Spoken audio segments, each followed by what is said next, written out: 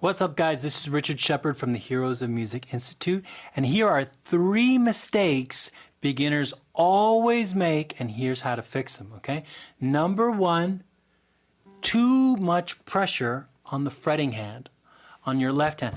Now, you gotta, I know it's a little challenging in the beginning, but when you're starting out on the guitar, it's very easy to kind of get carried away because you don't know how much pressure it takes to make an E chord. So it's easy to think that you need to kind of, choke the guitar, when in reality, you don't need to. You need to find the right amount of pressure. Now, you're going to be, accessing muscles that are going to be brand new in your hand. Even if you're a big, strong guy, these are going to be tiny little muscles that are going to be developing. So you need to take your time in developing them. And it's going to take a little trial and error. Now, the telltale sign that you're pressing too hard is if you start to experience sharp pain here or here in your hands. Now, you're going to feel a little weirdness in the beginning because the ligaments and the tendons are going to be acclimating. That means getting used to pressing nylon or steel onto wooden fretboards, okay? So it's going to take a little adjustment. I'm not talking about that kind of pain. I'm talking about like numbness in the hand or like any kind of pain in this part of the hand or here or in the wrist. Take lots of breaks. If you start feeling that you're pressing too hard on the neck, okay? So lighten up your touch. Number 2, not counting aloud. Yes. When you're in the beginning, count along with what you're playing. Even if you're playing a small little chord, count along.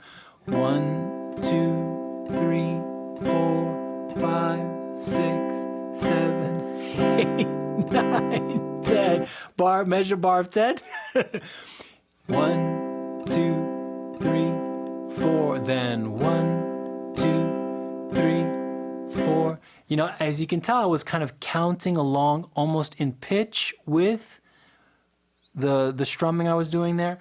So for you singers out there, counting along in time will really be helpful for your singing, for you singer-songwriters out there. But also just for you guitar players, 1, 2, 3, 4, 1, 2, 3, 4. I don't want you counting forever, but at a certain point, that counting you'll internalize that counting and it will turn into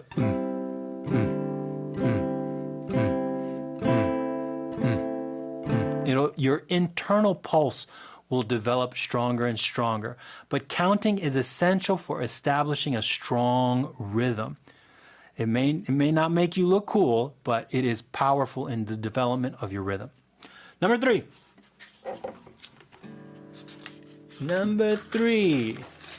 This is a big one. Prematurely criticizing yourself. I can't tell you how many students I've had that on their first or second day are immediately judging and evaluating themselves to such a brutal and inhumane standard. It's very, very, very common. It's like criticizing a baby for pooping. You're a baby. If you're a beginner to the guitar, you're a baby. And what does a baby need? Love, attention, nourishment, burps, diapers. So make sure you get all that stuff for your own guitar playing. Give it time, attention, care, patience. Lots of patience. Listen, I'll be honest with you. The first year of the guitar is the hardest. It's the hardest. The next hardest plateau will be years from then on. Like there'll be once you get good or you're approaching advanced, there'll be a plateau that'll happen that you may be in for a while. That'll be the next hard, but you'll already have all the tools to be able to transcend that. But the hardest level is the very beginning with the guitar. It's very different from the piano. The piano, easy point of entry. The difficulty comes later on with the piano. But the guitar, like like a very famous guitar player, say Mark Knopfler from Dire Straits, he said, you got to really want to play the guitar. And it is very, very true. The guitar weeds out the people who don't really want to play it. Now, how you want to play it is all up to you. Do you want to just be able to strum? If you want to just do that, that's great. That's what I did for years and years and years and years. I loved it. Or do you want to be like, you want to like be a soloist? That takes a little bit more time, a little bit more work. Do you want to go to the virtuoso realm like Tim Henson, Steve Vai? That's a lot of work. But the payoff, the reward is incredible. And it's fun. Be honest with yourself about those questions, about what type of guitar player you want to be. Because that, don't go chasing waterfalls. Like create a story in your mind about what you should or shouldn't be.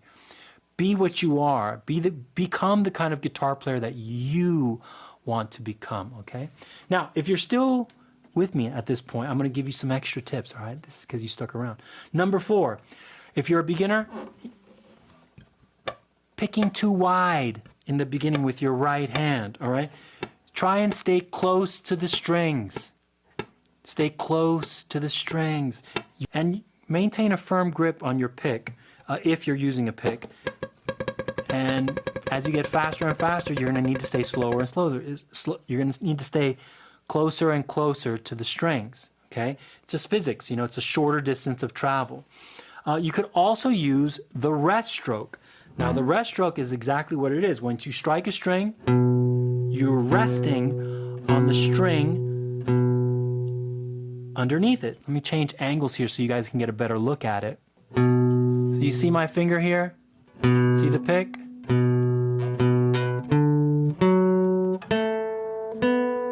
This is a great technique to use to keep you from getting lost when you're because if you're new to picking, it's easy to just kind of I see it all the time with my students. Their pick just extends wide because there's no anchor. So to keep you more grounded and closer to the strings, try the rest stroke.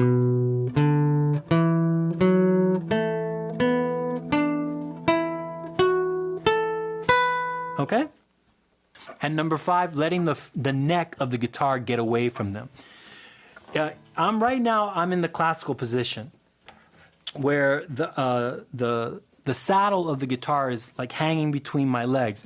This would be known as the relaxed position. Now what happens here in this position, which I started out in playing, and I still play from time to time, in the beginning, the neck gets away from you far because you're just learning how to arch your fingers over the neck. Don't let this neck run your life. Keep it close, keep it controlled, keep your shoulders relaxed.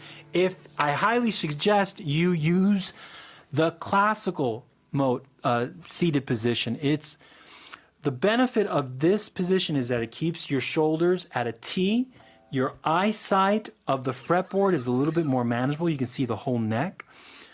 And you should be eye level with the tuning pegs. And what happens here, when you bend at the elbow for your fretting hand, boom, there you are.